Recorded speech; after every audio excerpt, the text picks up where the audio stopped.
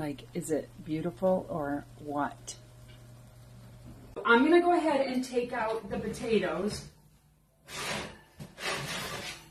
So what I started with, you guys, is hash brown potatoes, okay? Brown potatoes that come in a box like this, they're the patties, okay? And what I usually do is I just take them out of the freezer the night before and I pop them in the refrigerator and let them thaw in the refrigerator. And then right before you're gonna make your recipe, you take the potatoes and you just shred them in your hands, okay? And you shred them. I use my bar pan. I think this recipe comes out so great on the bar pan. Look at how crisp that is. So you just take your hash browns and you just shred them and then push it down. And then you're just gonna add salt and pepper to that. You're gonna bake it in the oven. I do 450 because I do like the potatoes to be crisp. So I do 450 for about 20 minutes. Okay, and that is your potato base of the brunch squares. Now, you guys, this recipe is something I love to make, and then I cut them into individual portions, and I put them in the freezer. And on a busy day, you can just pop a few of those squares out. Hi, Patty, and heat them in the microwave, and they're perfect every time. I took a dozen eggs and 1 package of cream cheese. But I'm gonna grab the eggs over here. So what I like to do with the eggs, you guys, is I like to put them on the whip setting.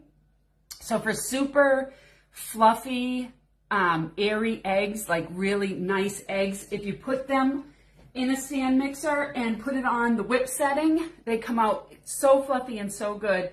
If you don't have a stand mixer, go ahead and use a hand mixer and just get that nice consistency. What I did with the eggs, you guys, is I just added some salt. I'm gonna add some pepper.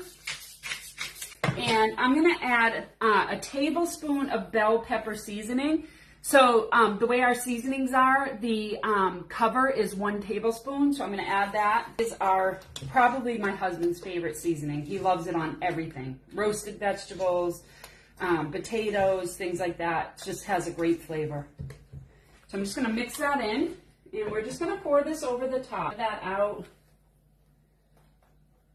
You can see that the cream cheese didn't totally break down, but it's okay because as it cooks, it melts into the eggs really, really nicely, and you won't even know that there's cream cheese there. You're just not gonna know. So then we're gonna take some scallions, but scallions are great. I put them on here. If you're gonna freeze them, I wouldn't put tomatoes on them to freeze them. Hi, Pat.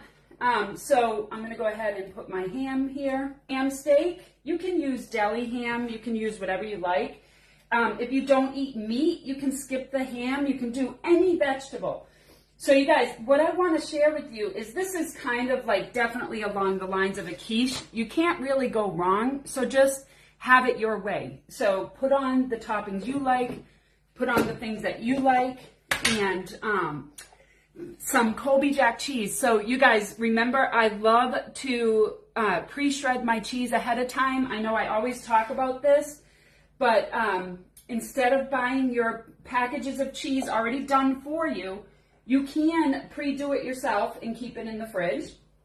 This is a whole entire small block of Colby Jack, and I am gonna probably use the whole thing because I love cheese.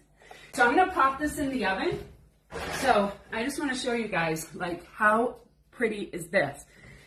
And believe it or not, it rises pretty high, so it ends up being fairly thick. 15 to 20 minutes. You just want to make sure your middle is set.